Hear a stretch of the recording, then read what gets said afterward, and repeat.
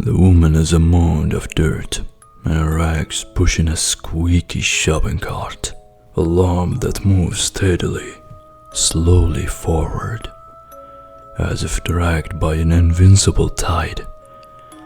Her long, greasy hair hides her face, but Roman feels her staring at him. He looks ahead, the best thing to do with the homeless mob littering van covers to ignore it. Give them a buck, and the beggars cling to you like barnacles. Have you seen my children? The woman asks, her voice, sandpaper against his ears, makes him shiver. His heart jolts as though someone has pricked it with a needle.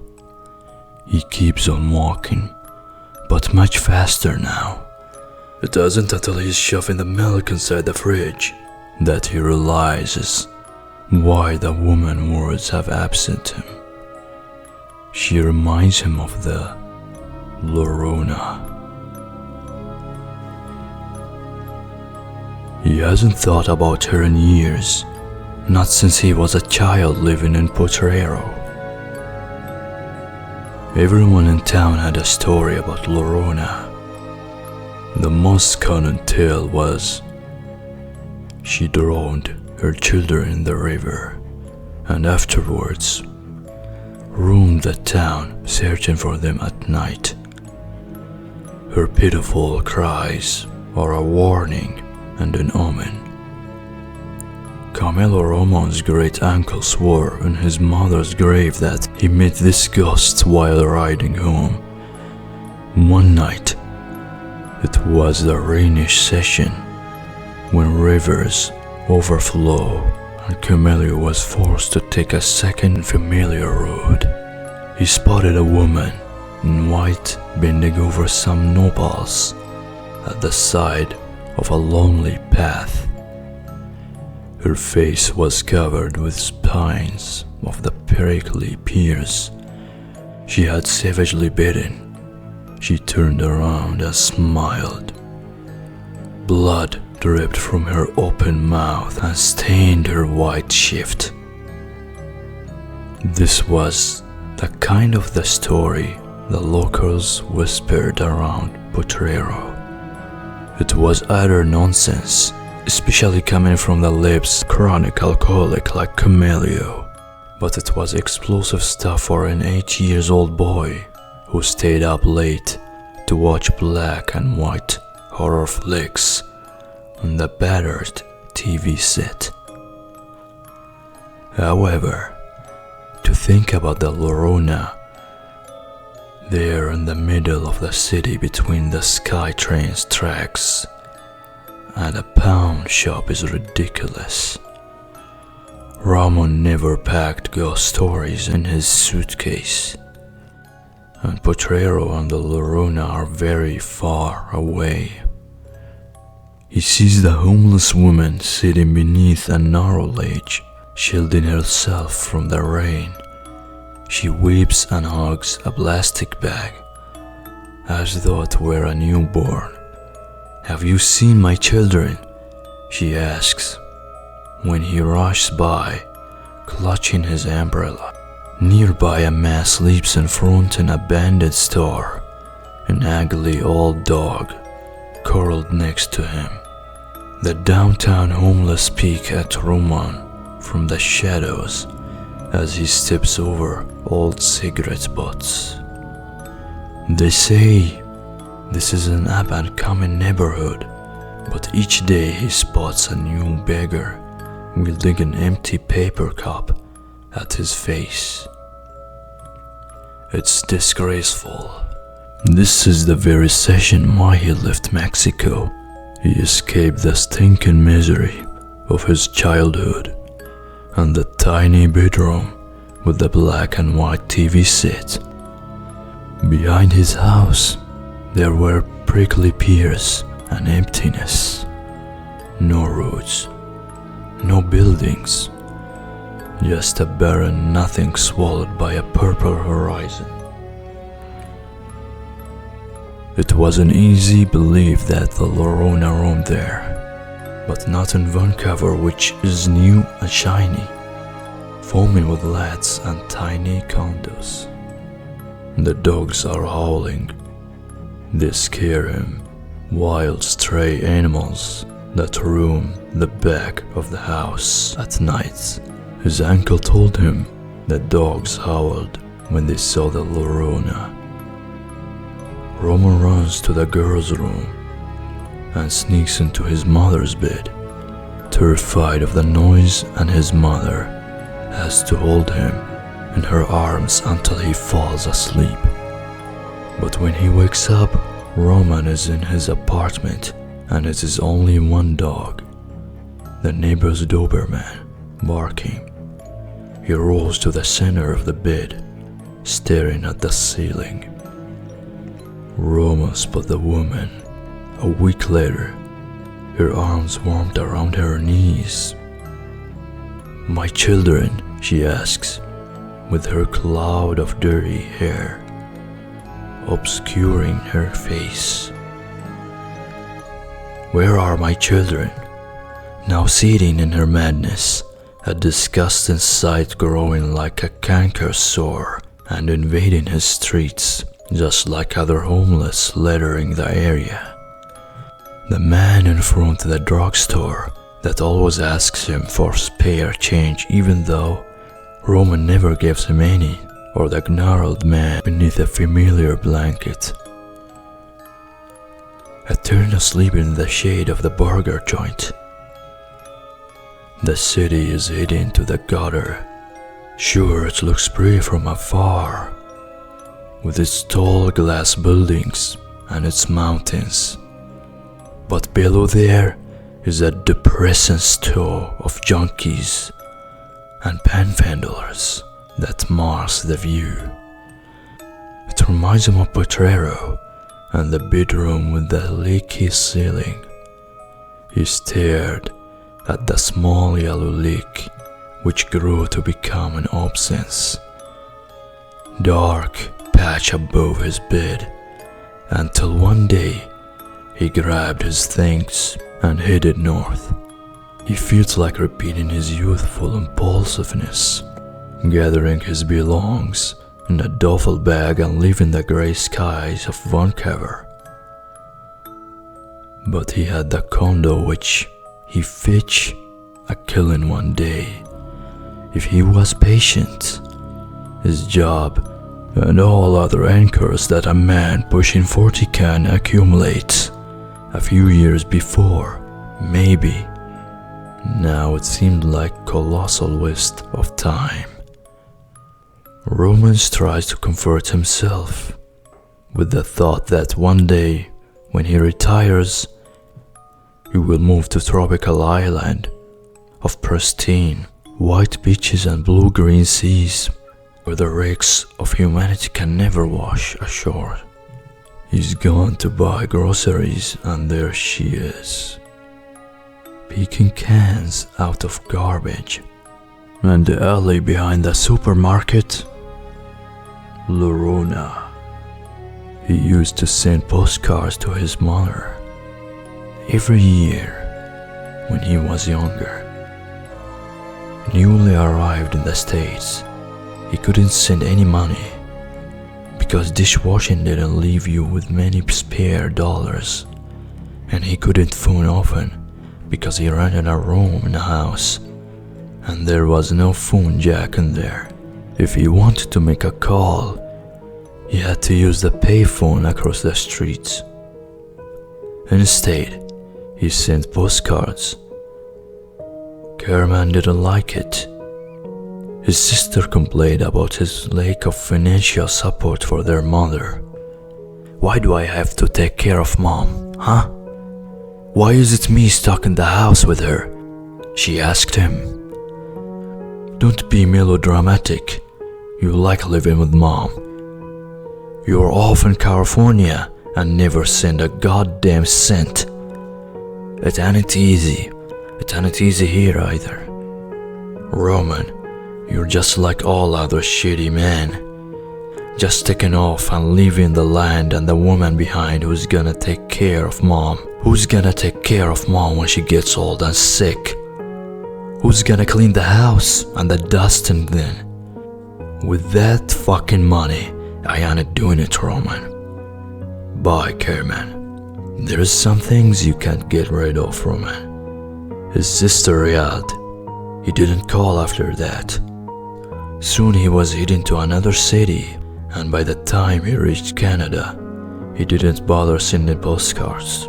He figured he would one day, but things got in the way, and years later, he thought it would be even worse if he tried to phone. And what would they talk about now? It had been ages since he would left home and the sisters and cousins that lived in Potrero. He would gotten rid of layers and layers of the old Roman, molting into a new man. But maybe Kerman had been right. Maybe there are some things you can't get rid of. Certain memories, certain stories, certain fears that cling to the skin like old scars. These things follow you. Maybe ghosts can follow you too. It's a bad afternoon. Assholes at work and in the streets. And then heavy, disgusting rain pours down, almost a sludge that swallows the sidewalks. He lost his umbrella and walks with his hands jammed inside his jacket's pockets. Head down. 4 more blocks and he will be home. That's when Roman hears the squeal. A high-pitched noise. It's a shriek, a moan, a sound he's never heard before. What the hell is that? He turns and looks, and it's the old woman. The one that he nicknamed Llorona, pushing her shopping cart. Squeak, squeak goes the cart, matching each of his steps.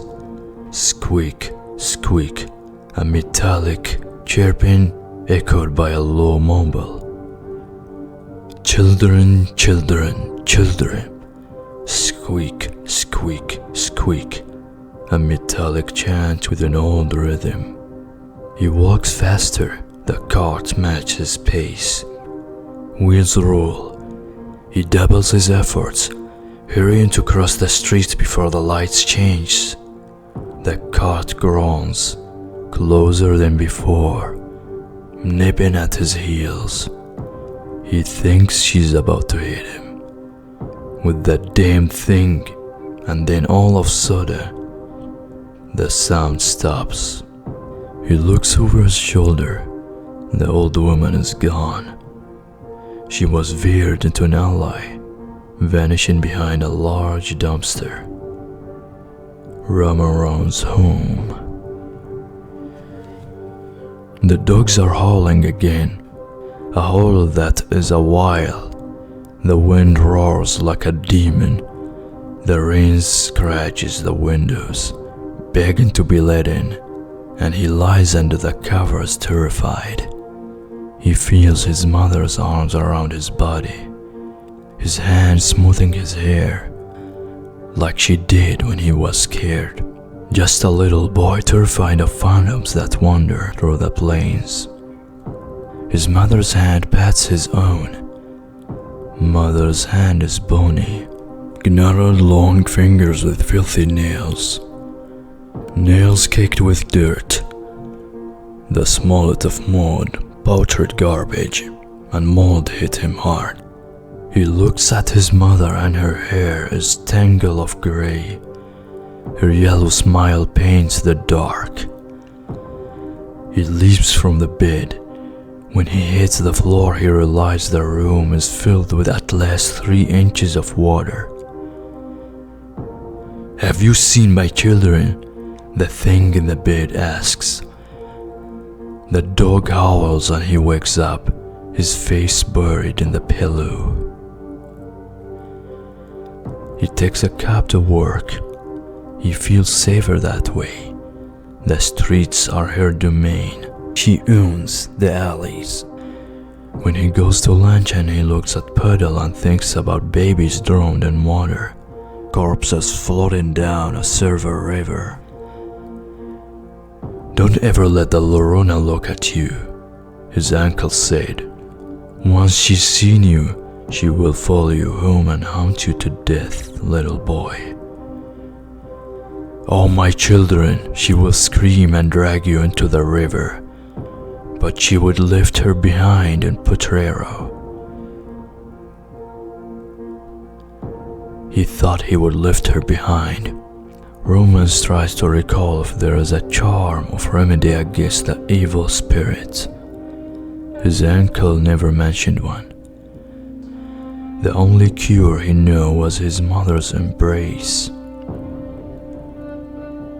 There, little one, she said, and he nested safe against her while a river overflowed, and lightning traces snakes in the sky. In the morning there is a patch of sunlight. Roman dares to walk a few blocks, but even without the rain the city feels washed out. Its color has been drained. It resembles the monochromatic image they broadcasted on the cheap television set of his youth, even though he does not pump into her. The Llorona's presence lays thick over the streets, pieces of darkness clinging to the walls and the dumpsters in the alleys. It even seems to spread over the people. The glassy eyes of Banner reflects a river instead of bricks of buildings. He hurries back home and locks the door, but when it rains again, water leaks into the living room. Just a few little drops drifting into his apartment. He wipes the floor clean. More water seeps in like festering boil, cut open and oozing disease. The Llorona stands guard in the alley. She is alone in the night, looking up at his apartment window. He feels her through the concrete walls and the glass, looking for him. He fishes for the old notebook with the smudged and forgotten number. The rain splashes against his building, and the wind cries like a woman. The dial tone is loud against his ear. More than 10 years have passed, and he has no idea what he will say. He doesn't even understand what he wants to ask. He can't politely request to ship the ghost back to Mexico. The number has been disconnected. He thinks about Careman and his mother and the dusty nothingness behind their house. There might not even be a house. Perhaps the night and the river swallowed them. The Llorona comes with the rain, or maybe it's the other way around. The rain comes with her. Something else also comes. Darkness. His apartment grows dimmer. He remains in the pools of light, away from the blackness. Outside in the alley, the Llorona scratches the dumpster with her nails. The dogs howl. Raman shivers in his bed and thinks about his mother and how she used to drive the ghost away. She is sitting next to a heap of garbage in the middle of the alley, water pouring down her shoulders. She clutches rags and dirt and pieces of plastic against her chest, her head bowed and her face hiding behind the screen of her hair. My children, my children. She looks up at him, slowly. The rain cuts her face, tracing dirty rivulets along her cheeks. He expects an image out of nightmare. Blood-dripping, yellow-cut eyes, or a war skull. But this is An old woman. Her skin has been torn by time and her eyes are cloudy. This is an old woman. She could be his mother. She might be, for all he knows. He lost her photographs a long time ago and can't recall what she looks like anymore. His mother who ran her fingers through his hair and hugged him until the ghost vanished. Now he's too old for ghosts, but the ghosts still come at night. The woman looks at him, parched, forgotten, and afraid. I have lost my children, she whispers with her voice of dead leaves. The alley is a river.